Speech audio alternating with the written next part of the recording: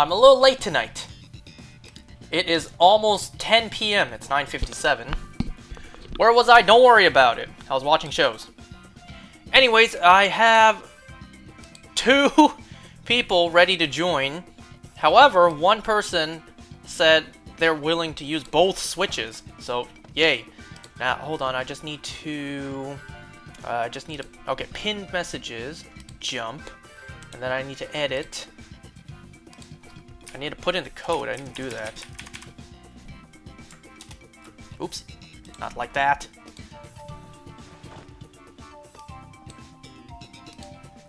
My god! It's shift.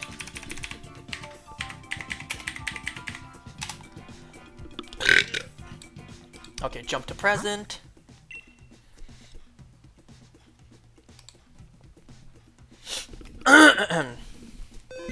Alright, let's do this. Let's continue this hunt.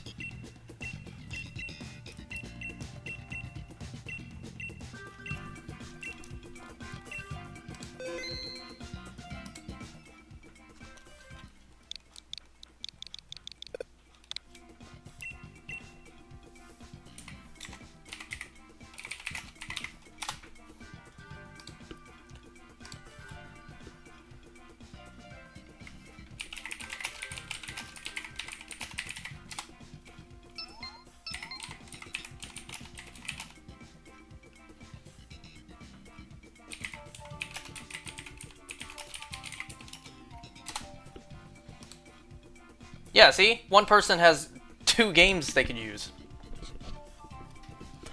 Okay, so I have 3 shows to talk about today. So, no new episode of Creature Commandos, Beast Games. I should have said or. There's only 2. No new episodes of Creature Commandos or Beast Games. I have watched The Boys, Oshinoko, Squid Game. I have not had time to watch What If. I didn't have time to watch What If today. So I guess I'll talk about the final What If episodes next time. Or whenever. Because I believe this season only has 8 episodes instead of 9. 8 episodes, and it started on the 22nd. That would be 1, 2, 3, 4, 5, 6. Tonight would have been episode 7's release. So that means tomorrow would be episode 8. And I've only seen up to episode 5. So hopefully next time I'll talk about the remaining episodes.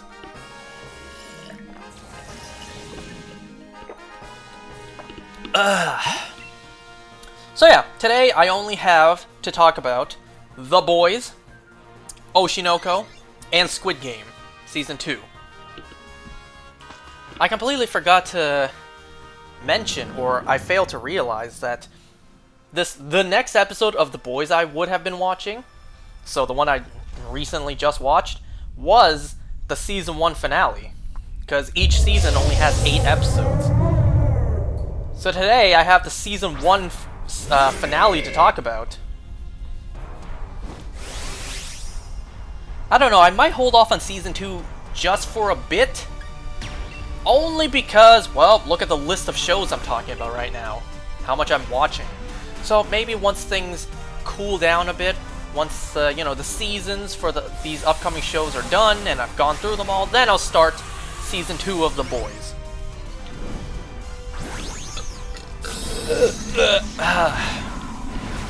Anyways, I just gotta also check into the Discord. These guys are good.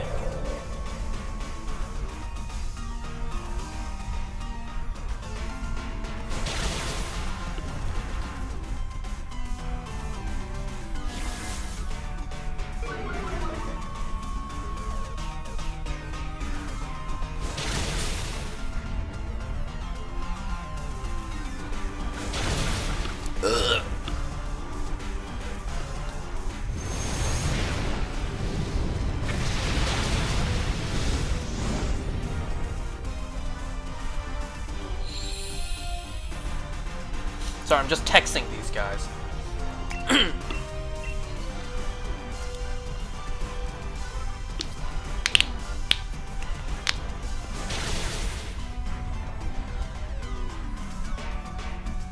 And also, let me see. Let me see if that douchebag friend of mine is working.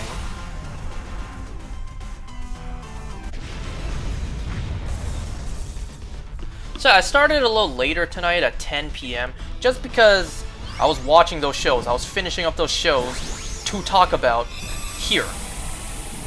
Look, it's a big time investment, okay? I didn't have time to watch What If.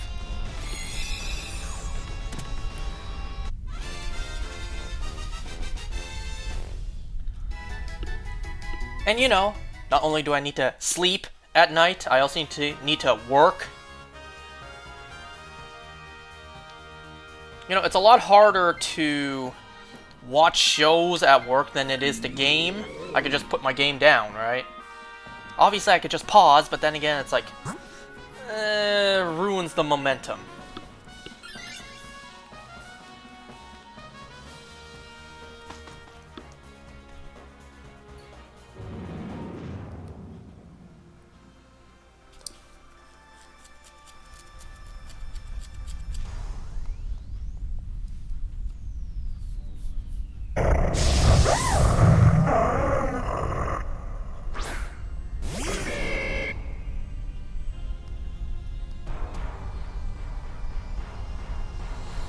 Well, I texted that friend of mine. I asked him, is he working? He said, nope, he's playing Valorant. I'm just like, L. I'm talking about the boys' season finale. Oh well, too bad.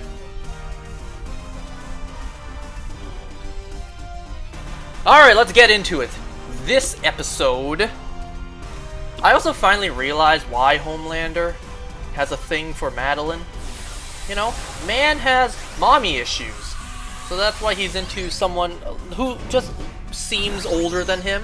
And also he wants to be mothered by him. Wow, I can't believe I didn't pick it up sooner. Homelander has mommy issues. Now we haven't seen his daddy issues side yet. Maybe later on.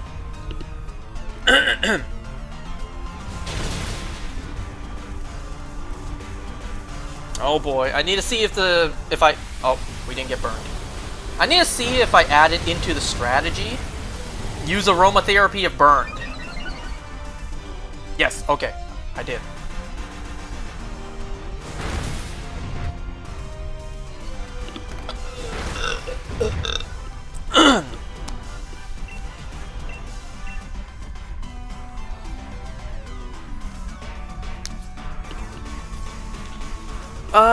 So let's see.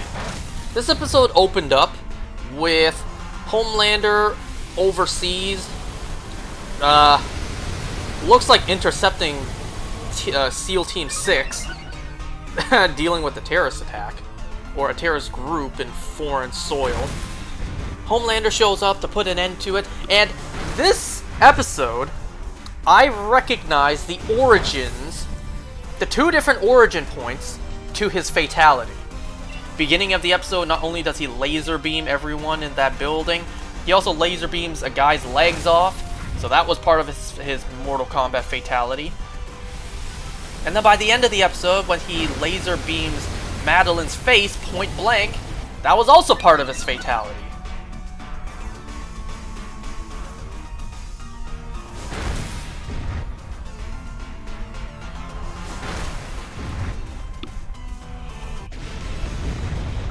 Ugh.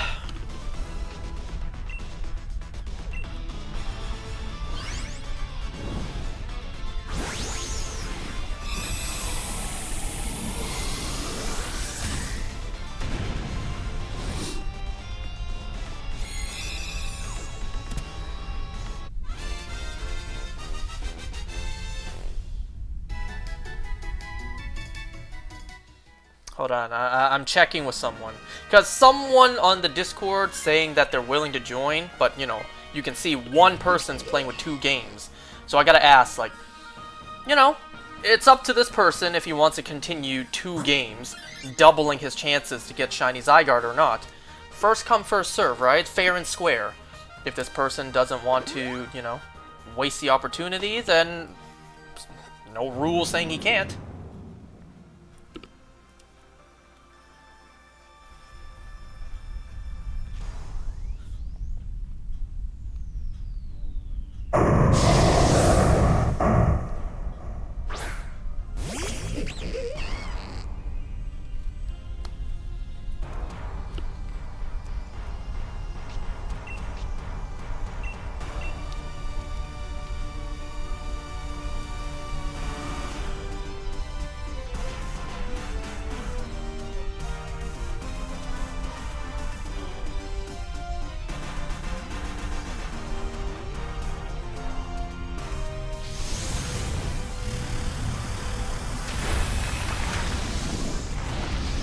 Alright, so I'm just discussing with these guys, like, you know, we can have one more person join.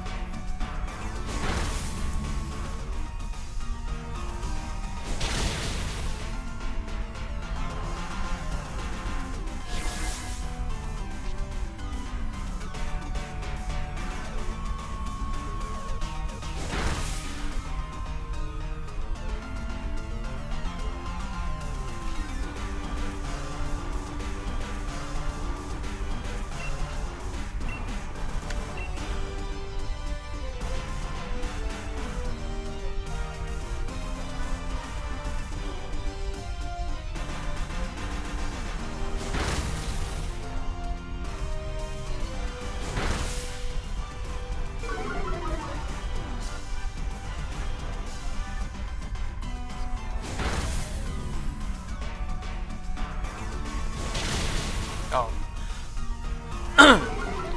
Well.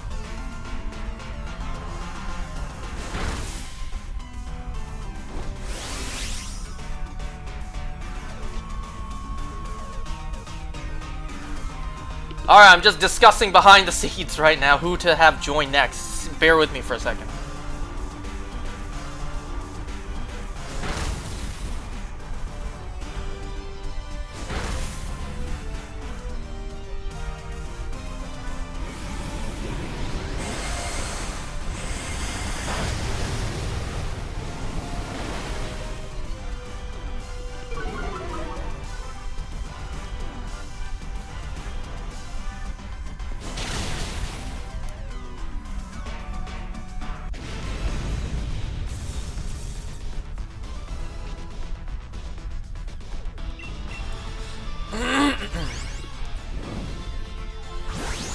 Okay, so let's see. What else happened this episode?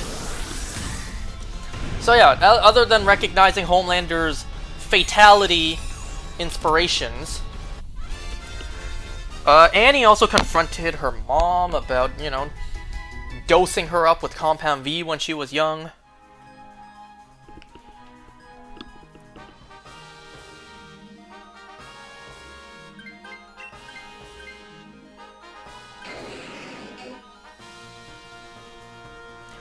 Sorry, I'm just looking at the Discord. Well, Huey tries to appeal to Annie.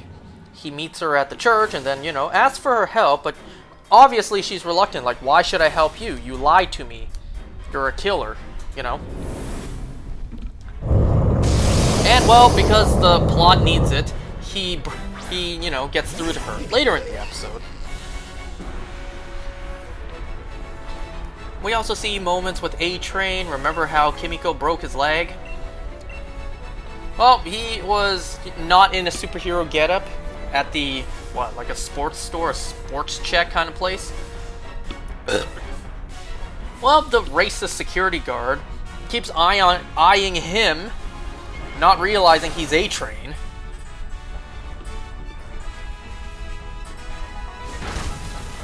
Well, that's okay. Serena's not very important here.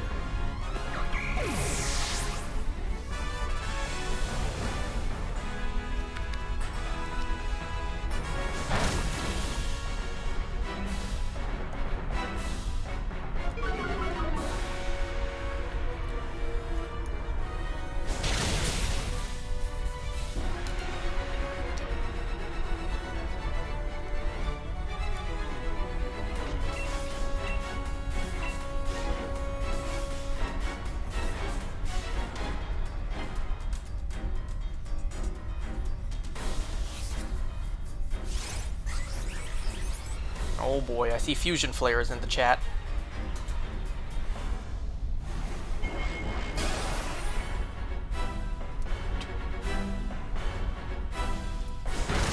Okay, thankfully Dragon Pulse doesn't do too much, so we kind of good on that front. Please don't use Ice Beam. Ah.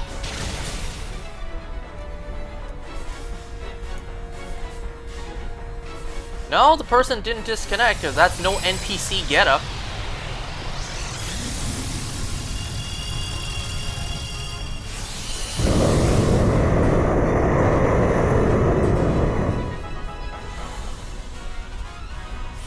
I think this person's not recognizing the strategy.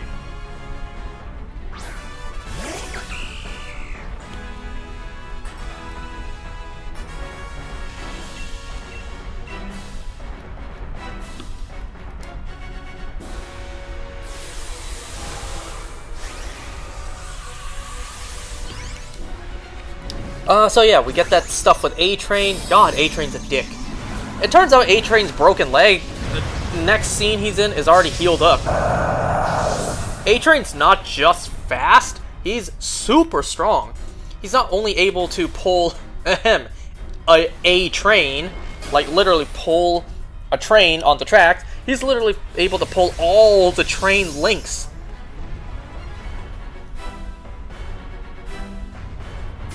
Oh boy, is that on War Turtle? Nope! It looks like it was aiming for War Turtle. At least that's what my gut was saying.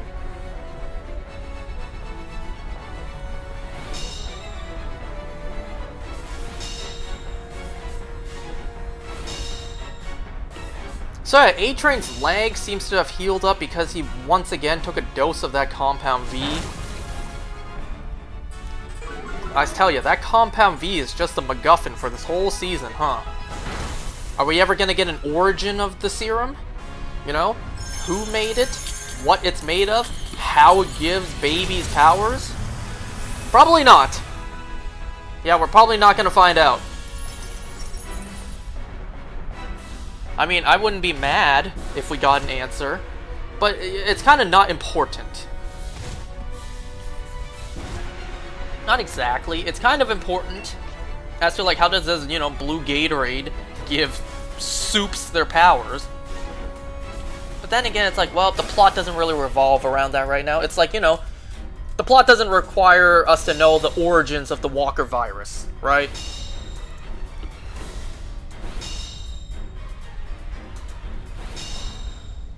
So, the team's been made. Butcher and Huey, they go out to try to find Mallory, try to get her help. While they're gone, well, the entire team gets, like, swatted by Vought? It's hard to tell. I'm pretty sure it was Vought.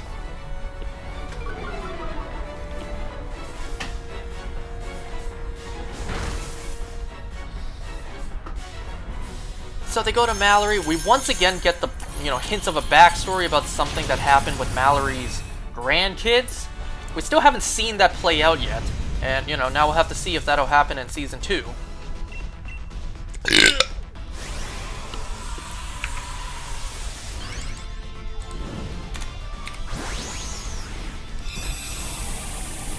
Alright, this is check number 25. We're 1/4. We're 1/4 odds right now.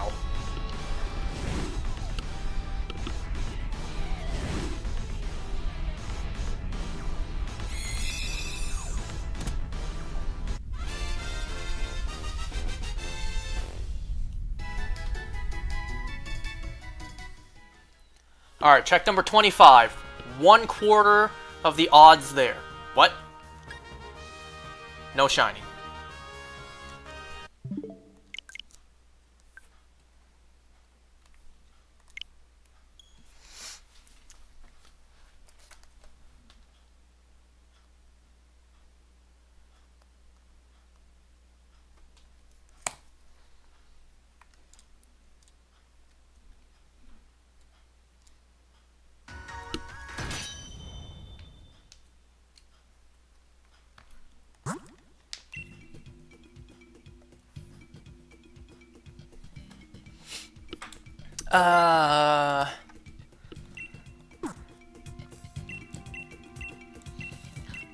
You know, there was this nice scene where Kimiko was cleaning herself up in the bathroom. Almost, you know, almost going to speak a word. And, you know, she looked good. She's pretty. I'm not gonna lie. When she's all cleaned up, she looks nice. I've seen posts online, people saying they would let Karen Fukuhara ruin their lives, and, well, I can't say I don't see the vision. So anyways, yeah, the team gets swatted, except for Huey and Butcher, because they're out looking for They're out asking Mallory for help. She helps them by giving them information. The fact that Homelander has no weakness except emotional. Because of his connection to Madeline. His strange, mother fetish connection with Madeline.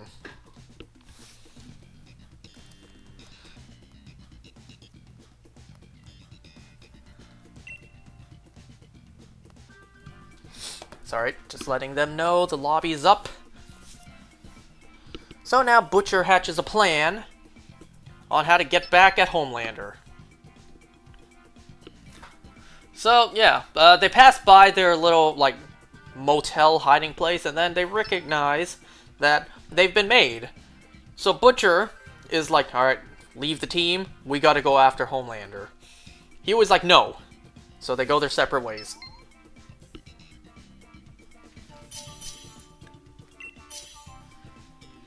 So Huey hatches a plan to free the others. He puts this little, thing in his retainer, purposely lets himself get caught, and that thing helps them escape, because Frenchie can make a lockpick out of anything, I guess.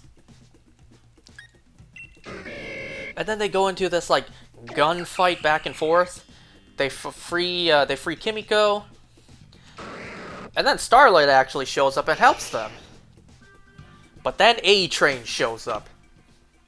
I'm glad A-Train at least has some sort of self-awareness. So he's not that delusional that he actually believes Huey straight up killed Popclaw. Instead, he recognizes, I know you didn't kill her. I did. But you made me do it with everything you've done. It's your fault. So we have this fight between Starlight and A-Train. But then A-Train has a heart attack, thanks to all that blue drug that's pumping through his veins. Well, Huey escapes thanks to Annie. And then we have Butcher. Oh, wait, there was also this, business party happening, and then we see, what the hell was the actor's name again? Sorry, I should know this guy's name by heart.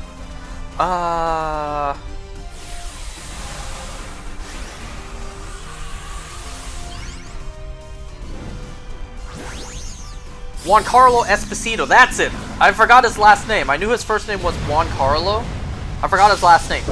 Juan Carlo Esposito shows up in this final episode for Season 1, so hopefully he'll be a bigger player in Season 2.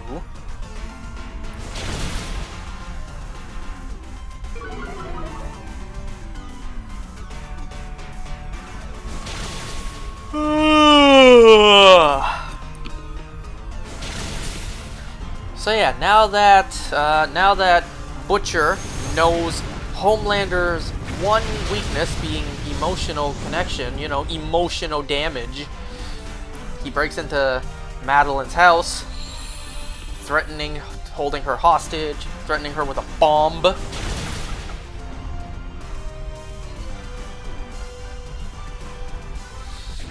Well, they wait until Homelander shows up. And Homelander, well, he's unhinged. So all that stuff about the last episode was a lie. Well, not all of it. The stuff with the doctor who raised Homelander in a lab, most of that stuff he said was a lie.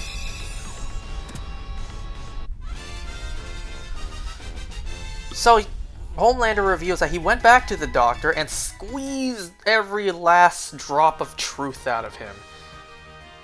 And so he knows Madeline was lying to him. Madeline reveals he does love Homelander, but he's scared of her. What? She's scared of him. She is terrified of Homelander, and who wouldn't be, right?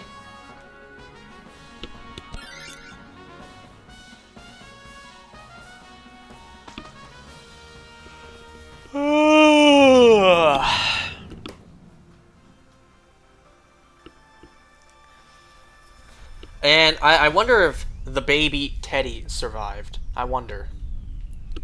We've seen Homelander has no remorse for killing kids, but... Well, not really killing kids, but leaving kids for dead, but... Does the same apply to babies?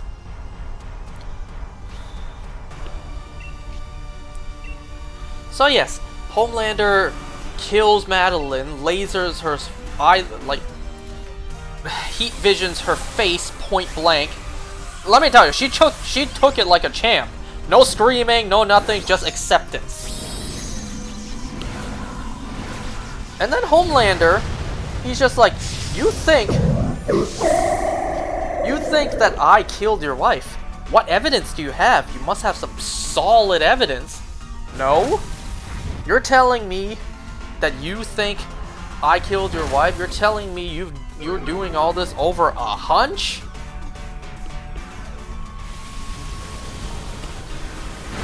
Well, Butcher unleashes the bomb, the explosion, but then next second, you know, he wakes up.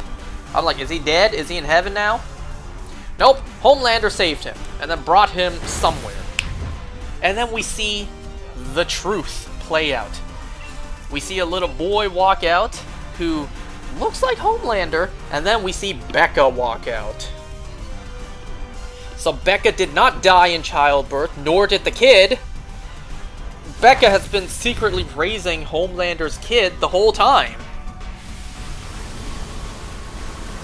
And well, that's the end of Season 1. Did I miss any points? I'm sure I did. Oh yeah, there was also this funny point during the party, where this musician playing the piano, Black Noir is just sitting next to him, just waiting for the guy to move, just so Black Noir can take over and do a better job. That was pretty funny. Black Noir, yeah, he hasn't really done anything this season. He hasn't said anything. Like, wow. Kudos to the actor who plays Black Noir. You don't have to say anything. You just mostly stand there. You can smile and crack if you want, you know, because you're wearing a mask. I mean, he did a couple of stunts when fighting Kimiko, but that's about it. Hopefully we see more of these characters in Season 2. Hopefully we see more of the 7 in Season 2. Because that's what I was really thinking would be the case when I started this show. We would mostly follow the 7. No, we mostly follow Huey and Butcher. Wow, this show does have a great budget. I suppose it would be too expensive to follow these guys all the time, right? I mean, I'm not mad at that. You know, it makes sense.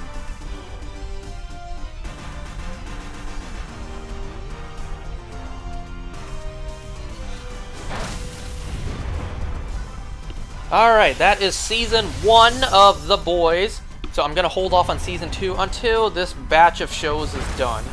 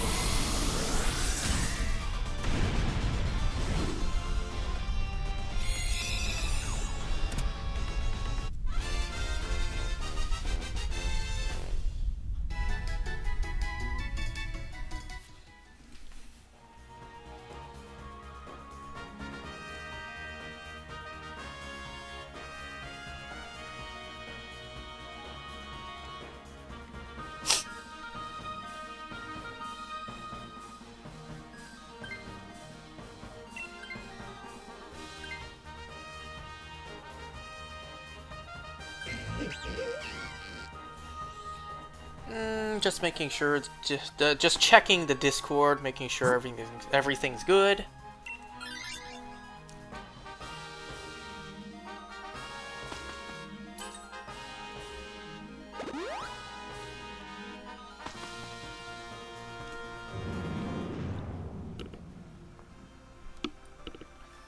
So, you know those mystery boxes that are all the hype these days, all the rage these days, or the hottest thing these days? Or maybe it's just in my area. There's a lot of mystery box stores that are opening up. I don't really understand too much of the appeal. I say too much because I've bought stuff myself. Now, I didn't just blindly pick a box, not knowing what's inside. What I did was I bought the whole goddamn set. Because I wanted the whole set. And all 3 of the full sets I have bought have all been Kirby. I bought 3 full Kirby mystery box sets. So earlier today, a coworker of mine, she went over to buy one. I asked her how much it was. She said that shit was $62. $62? I paid like $100 for the entire set. And I guarantee you get everything that the set comes with. $62 for one! Sure, it wasn't like, you know, the small ones you get when you buy a box. It was like a larger one, a medium-sized one.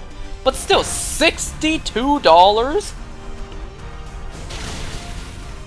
Let's say minimum wage is like 15 bucks. 15, 30, 45, 60. And then, you know, let's say like... So 4.5 hours of work just to buy that one box. $62! You know how many meals $62 is? Well, actually, inflation these days, $62 will buy you like 1 meal and a half. $62 for one of these mystery box figures. Nah, I would buy the whole damn set.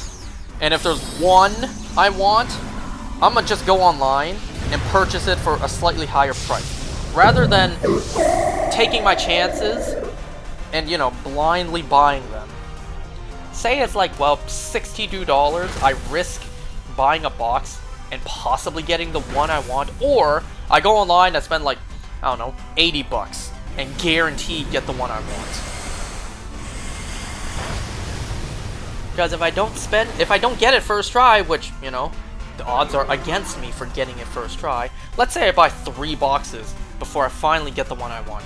6, 12, 18, that's like $180 for me to actually legitimately get it. Versus spending like 80 bucks online to guarantee get it first try. You know what I'm saying?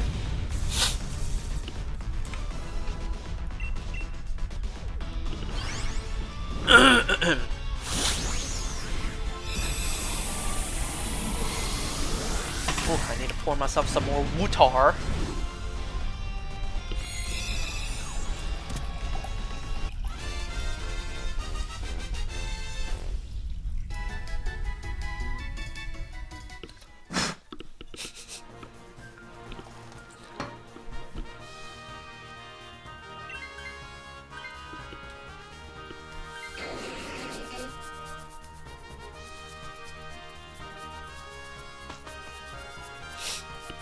No, I still can't believe this strategy actually works.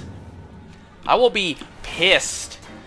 I'll be pissed if, you know, I burn through all my ores, and I mean all of it. Even the ones in my PC box, and I don't even get, let alone a shiny Zygarde, I don't get anything. Because so far, we've done more than 25 runs. Not 25 checks for Zygarde, but 25 runs. Remember, when we... Number 2 for this, we had to look for a path. We didn't win very often. Well, actually, we only won once. However, nothing else was shiny. We've done over 25 attempts at this point. Not all of them successful. 25 times average 4, that's 100. Which means more than 100 already. More than 100 encounters we've seen and not one was shiny.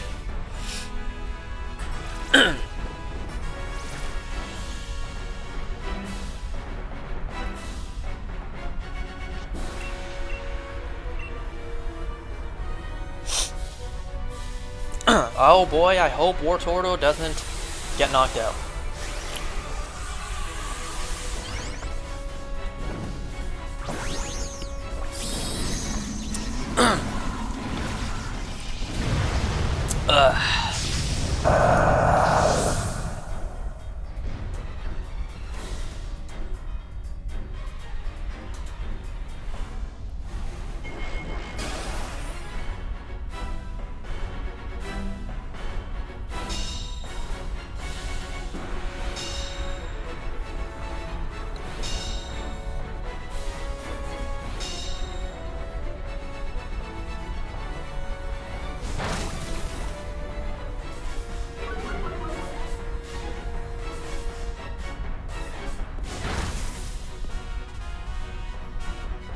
I don't think this is enough to knock out. Oh, so close.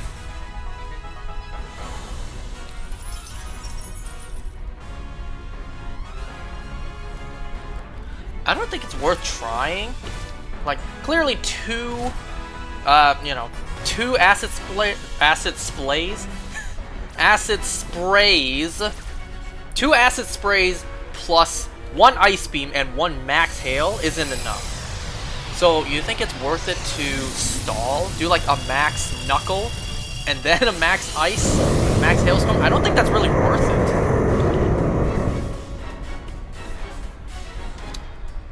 As long as it works, right? As long as the strategy's working. Please don't reset your stats right now.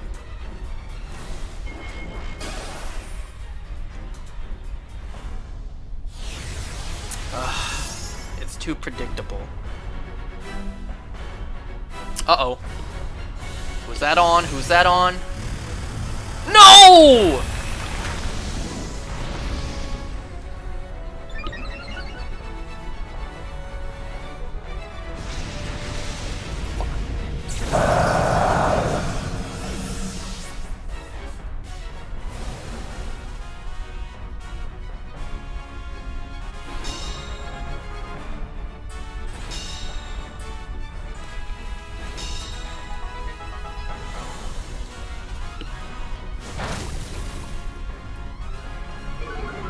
Unless this thing uses max worm something, the max dragon move, I can never pronounce it right.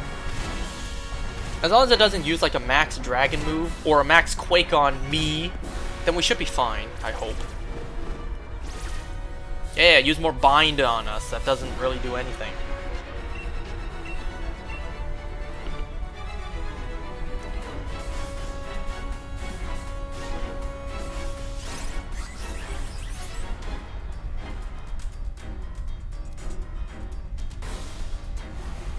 Come on, do two spread moves, please. Okay, that's one.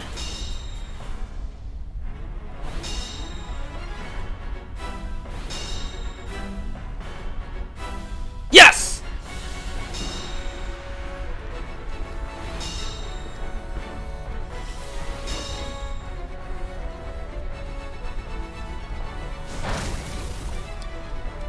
Now all we need is Zygarde not to reset its stats and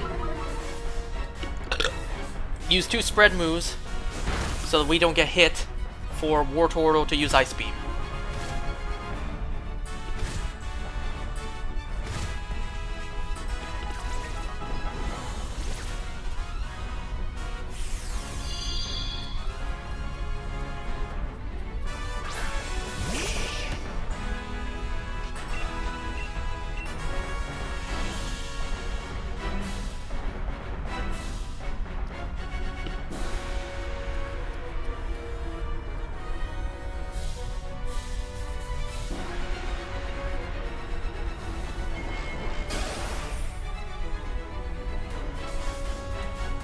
Okay, bind. That's okay. That's fine. Yes!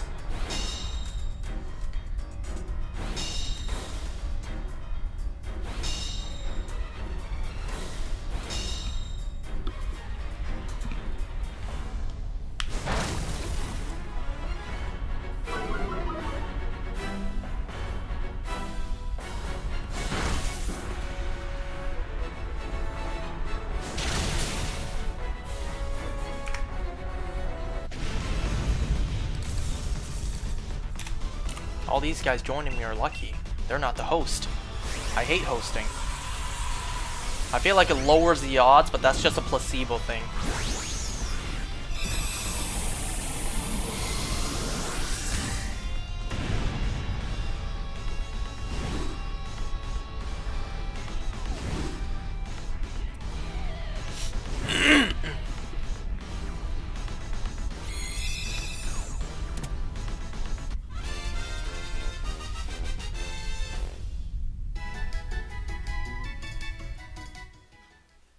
Alright, check number 26.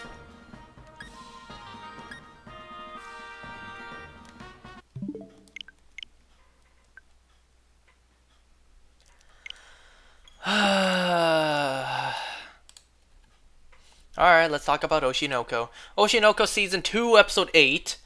I gotta say, like, we're over halfway into the season now, and, well, we haven't really seen too much of Ruby or B. Kamachi. I mean, I know the season's mostly focused on the play, but still, like, we haven't really seen Ruby at all. She's one of the top main characters. She's had, like, let's face it, she's basically just cameoed in this season so far.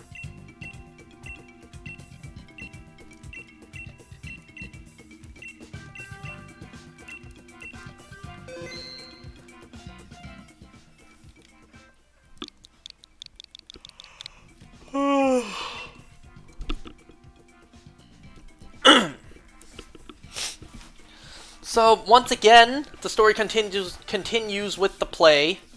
Actually, I need to look up the wiki again, just so I know the characters' names. Because aside from the main characters, it's hard to remember the characters' names.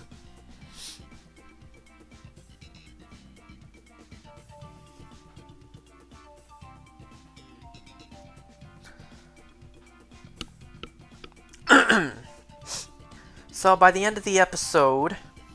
Or by the end of the last episode, Kana was essentially sacrificing herself and purposely doing a lesser performance just to, shine light on the person who is stealing the spotlight, being Akane. But nobody wants her to do this.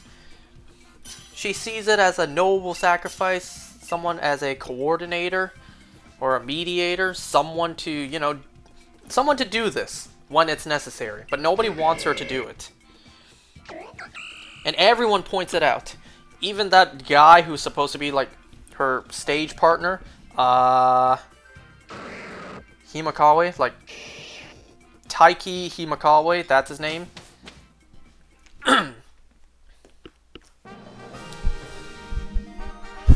So, they ad-lib a bit. So, the scene is coming up where, Aqua needs to show some emotion, needs to do some emotional acting.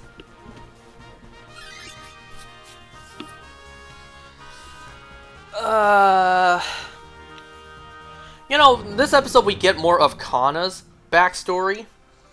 How she felt pressured to survive in the acting industry because of her family, We get the backstory of it was her mom's dream to entertain, so she passed that dream down to her daughter, so Kana.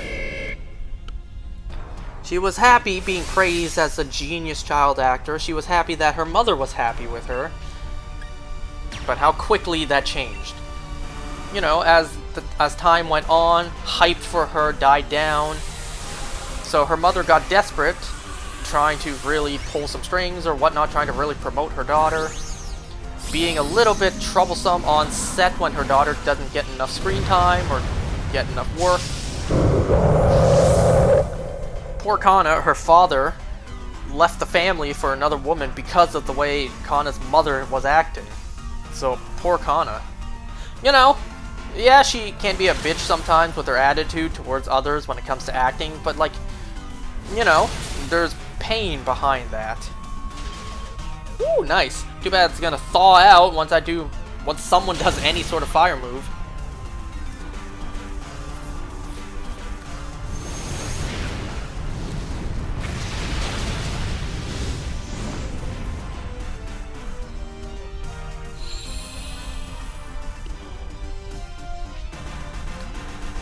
So, throughout the play, it's a very Food Wars kind of thing, where throughout what they're doing, there's a lot of, like, symbolism that gets played. Everyone recognizes that Kana's not doing her best right now. She's purposely pulling back, or holding back. She also underestimated Aqua and his ability to ad-lib.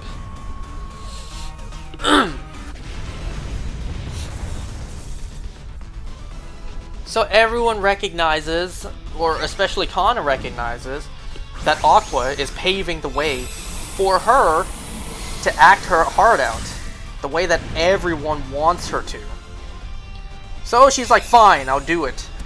I'll do exactly what you guys want, and I'll act my heart out. That's the Kana everyone wants to see.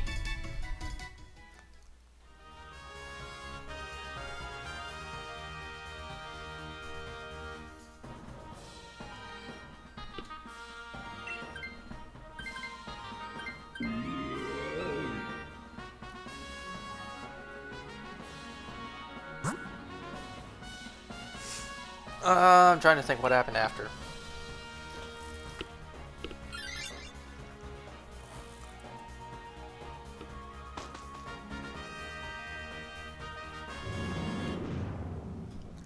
So, you know, now that Kana is actually putting her heart into the performance, the scene is coming up where in the story Akane's character gets slain, and then Aqua's character has to show some emotion. But, you know, the question is, how is he going to do that? He can't show emotion, he can't do method acting without having a panic attack. So how's he going to do it? And then the moment where Akane's character gets slain for the play, I was prepared. I was like, oh boy, it's time. We're going to see just how he's going to do it. Well, we cut back a little bit. We see the moment where Akane is trying to help Aqua with his problem with the panic attacks. So it's like you have to pinpoint what the trigger is for your panic attack.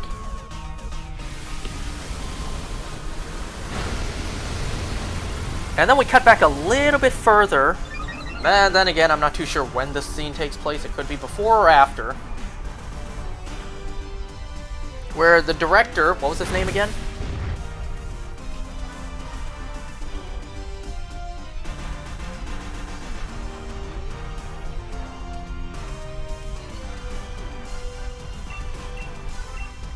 What the hell was this guy's name again? Director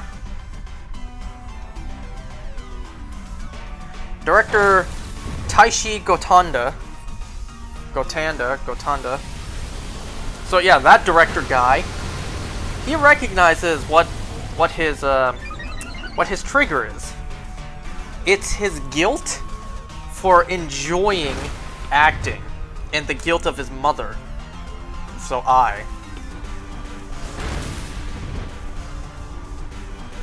you know, Aqua can't feel like he's enjoying anything. His sole purpose, he even said himself, his sole purpose for living is to avenge Ai. So he doesn't feel like he's allowed to enjoy anything. So he feels guilty for enjoying acting. And that's what gives him panic attacks. So he gets some advice. You cannot enjoy acting. When you have to act with emotion, they have to be real. You have to feel pain while acting in order to convey emotions. So the emotions he's feeling on stage, they're genuine. They're of genuine rage and guilt.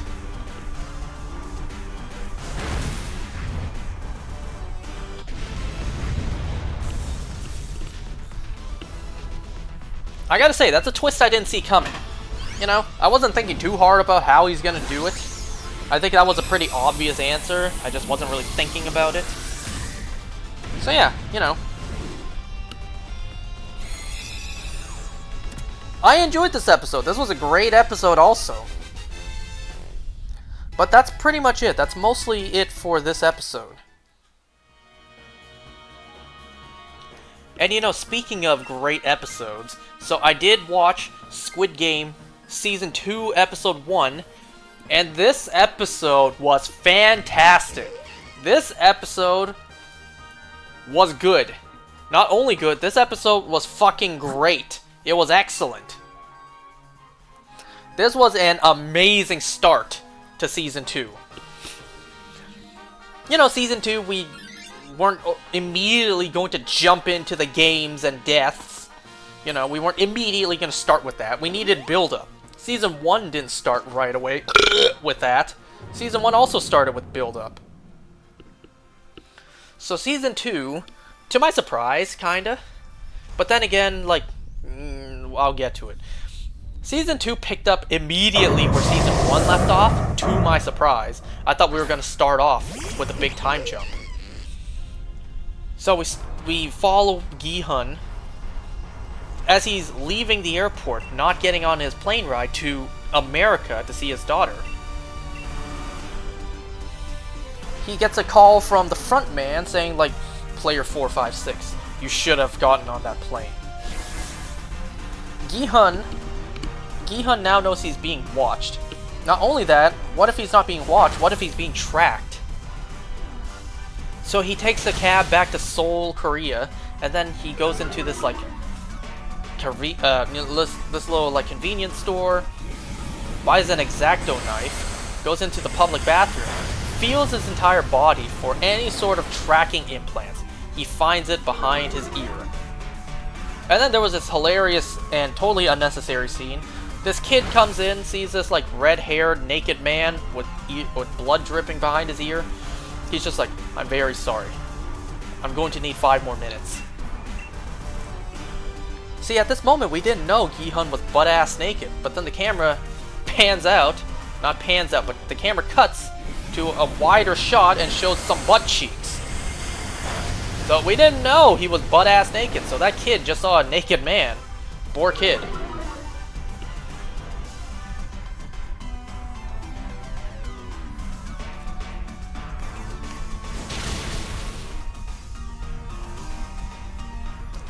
So now, we cut to 2 years later.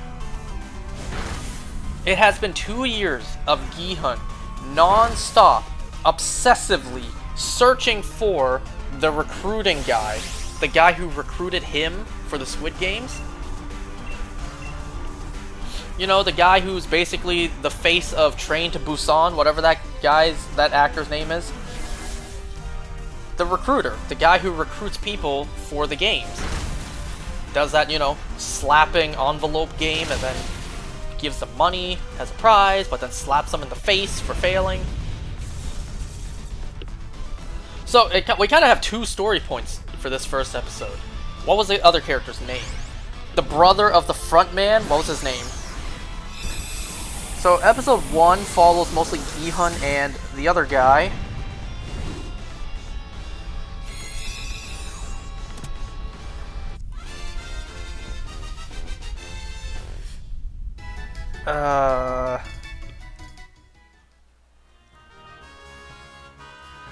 Jung-ho. Yeah, Jung-ho Hwang. So that's the guy's name, the brother of the front man. We also follow him. It's been 2 years since he's been shot off the island. Well, he survived.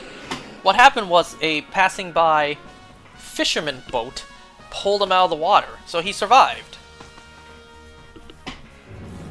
He's back as just being a cop.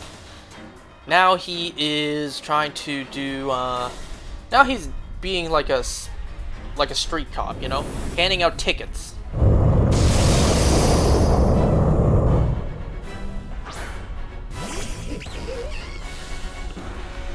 So there's a back and forth between these 2 guys' stories. They're both on their own, actively trying to find the island where the Squid Games took place. Gi-hun has hired his previous loan sharks to help him find this guy. Gotta say, that's a story point I didn't see coming. So he went back to the people that he owed money to, the loan sharks. He's like, here's the money I owe you. Now I would like to hire you for a job, and I will pay you to do so. Because Gi-hun now has plenty of money to burn.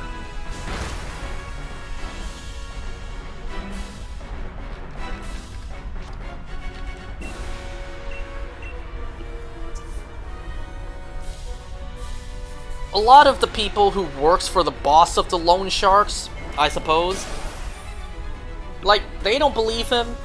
They don't believe Gi-hun is sane constantly. Like, for the past 2 years, paying them to find this mysterious man throughout subways. But the top guy, the boss of the loan sharks, he's like, no. He's not crazy enough to burn millions to find some mysterious person who doesn't exist. I think he's onto something. And, you know, people will do anything for money. So, yeah, 2 years of non-stop searching. 2 years constantly searching subway stations for the guy, the recruiter guy.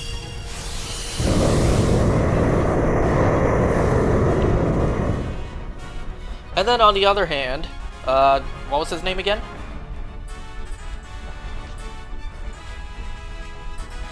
Jun-Ho. He, you know, constantly goes back to the fisherman that saved his life, and they've been searching around the islands to see which island is the one where the games are held. Now, I didn't know this because I don't know Korea geography. Turns out there are hundreds of islands around the ocean there. Why would I know that, right?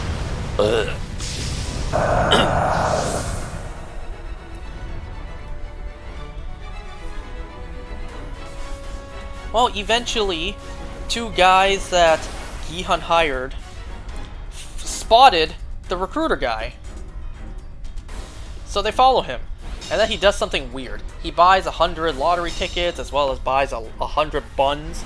And then he goes to this park. And he offers a gift to the homeless people. You can only pick one. Do you pick food or do you pick a lottery ticket? Majority of them picked a lottery ticket. And then he dumps all his buns that he bought on the ground, viciously stomping them, hilariously stomping them. I think realistically those homeless people would still eat it. You know?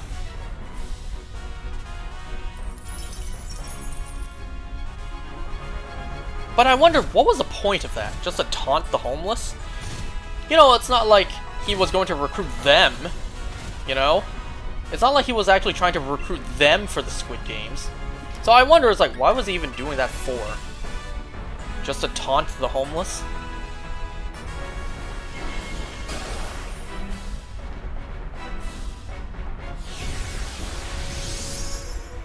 You know, it would have made more sense if right after, he's like, oh no, you didn't win the lottery ticket. If you want another better chance to win a large sum of money, here's a card. But I suppose, like, they're homeless. They don't have a phone to call with, huh? So then it really raises the question, what was really the point of doing that? Was he actually just taunting the homeless?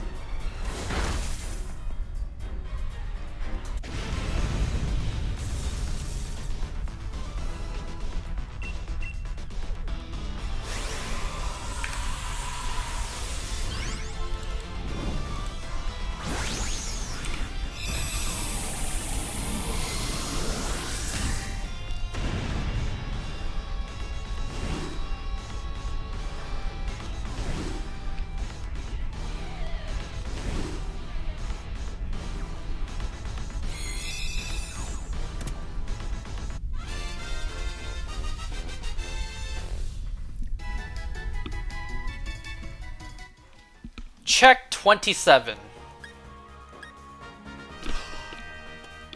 Oh! 27? 27 checks!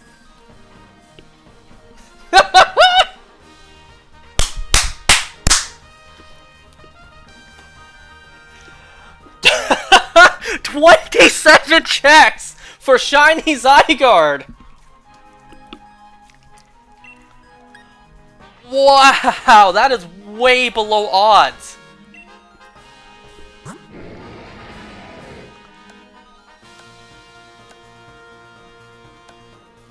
$27!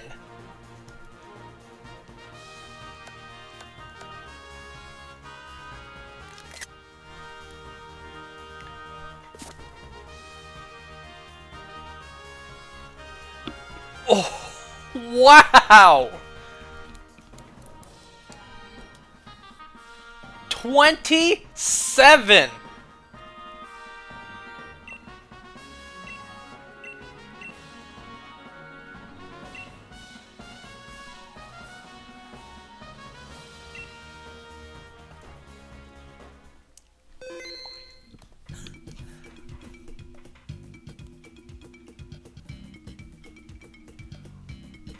I didn't phase once.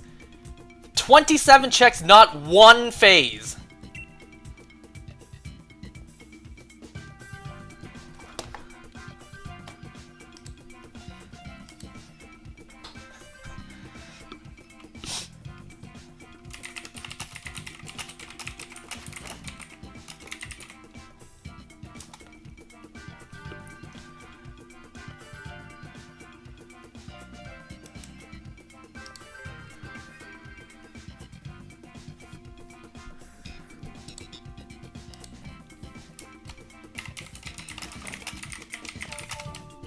I got a... Wow, okay. Wow, that was not expected.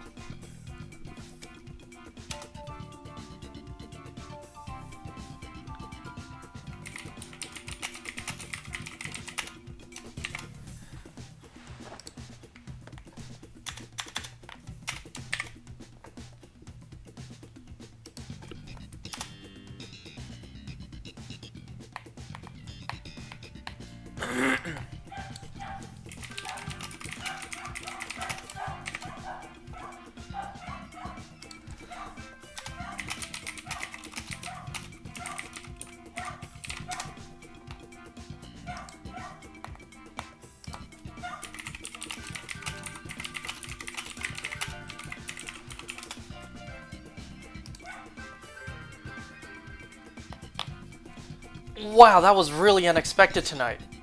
Shiny Zygarde. Hold on, let's see it again. It has gotten a Pokeball, right? Yeah, regular Pokeball, good. Shiny Zygarde. 27 runs.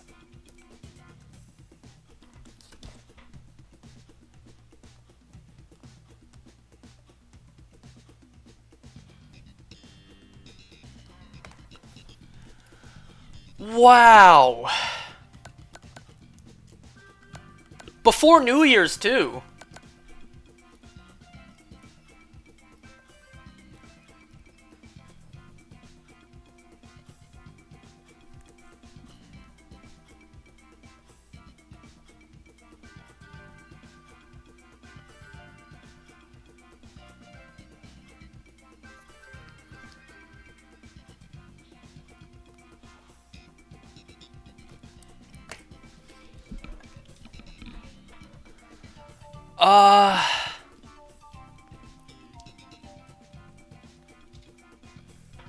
Hold on, let me see how many ores I have now. Because I still have so much left over. When I started this, I had 1,000 Pokeballs, and look at where we ended. I have 790 ores, as well as literally an entire PC box worth of ores.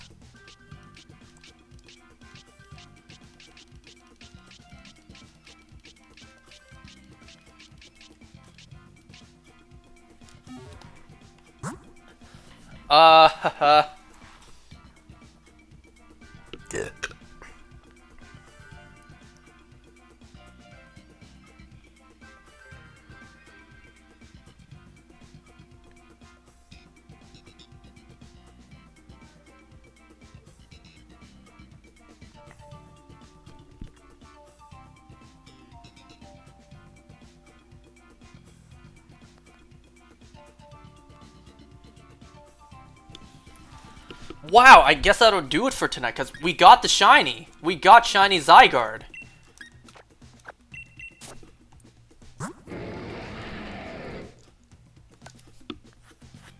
Holy moly. That was so not expected. Shiny Zygarde, wow.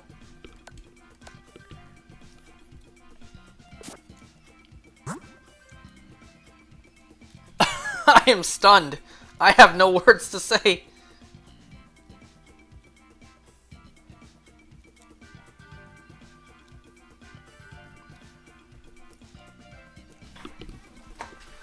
Wow, that's insane. I guess that'll do it for tonight. Wait, I still need to finish talking about the episode. Let us enjoy the view of this beautiful shiny Zygarde as I finish talking about the episode. So where did I leave off? So yeah, Gi-hun looking for the island, looking for the guy. Jung-ho also looking for the island. Well, the guys that Gi-hun hired found the guy. They're following him to the park and then to another place. But then they got took. And then they play a game of Russian roulette. And then, you know, rock, paper, scissors. What was it? Delete? I gotta say, that was a pretty tense scene. And very well acted, too. And then by the end of the episode, we get another very excellently acted scene. And also an extremely tense scene. The recruiter pays Gi-hun a visit with a loaded gun. We get a backstory to the recruiter, which I did not expect. He was just one of the guards in the games, killing whoever loses. And then one day, he recognizes one person who he's going to kill. It was his father. So he puts a bullet between his father's eyes. And I guess that promoted him to being recruiter. Which begs the question, who was recruiter before him? Can you imagine like a Squid Game spin-off? Squid Game's origins. How the game started. Who started it? Well, we know it's Il Nam, but like how did he start it, right? How did he set it all together? Anyway, so we get this really tense back and forth. Playing Russian roulette, 1 in 6 chance. And then, wow, very plot convenient. It's the 6th shot that fires the bullet. So at least both these guys have integrity, right? They could easily just point the gun at the other person and pull the trigger. No, they both had integrity and actually aimed it at themselves to pull the trigger. The recruiter actually had so much integrity, he knew that the 6th shot would be the firing bullet. And he actually does shoot himself. You know, it really, really would have been hilarious early in the episode when he was playing Russian roulette with those 2 guys that he got.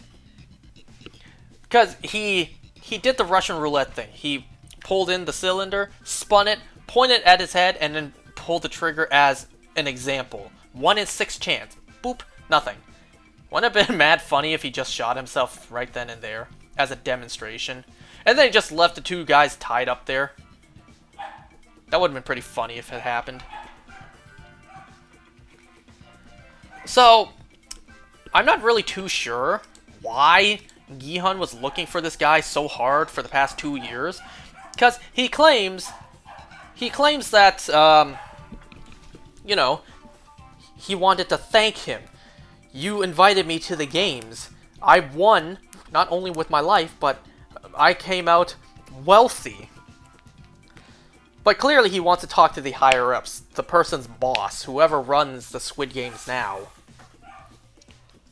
So, like, how's he plan to get the recruiter to take him, right?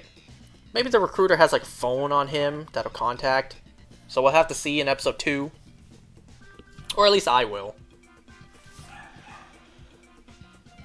So yeah, pretty awesome episode. It was a fantastic start to the season. This episode was excellent.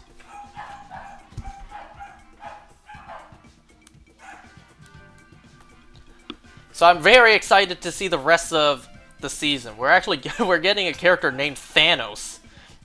Okay, maybe that's a Korean name I don't know about. Maybe that's a common Korean name. Is Thanos a common Korean name? It would be wasted potential if the character named Thanos shows up and not one character is like Thanos, like, you know, the Marvel character. So yeah, that's basically it for episode 1 of Squid Game Season 2. Alright, well, that'll basically do it, because I have Shiny Zygarde now. It took 27 Zygardes seen. I cannot believe we did not phase one time. Not one time. I did not get any shinies in the process of getting shiny Zygarde. Not one!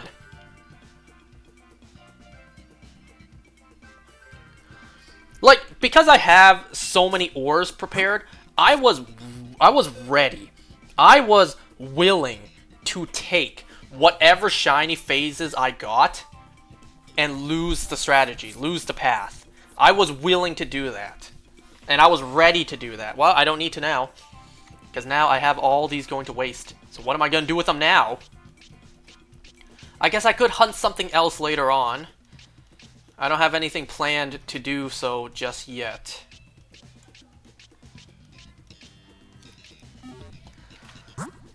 Okay. Well, I guess that'll do it for today, because we got it. Shiny Zygarde, we got it. Alright, I'm gonna end for today. That was short. So, yeah.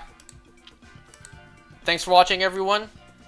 See you next time for more shiny hunts. Alright. Bye.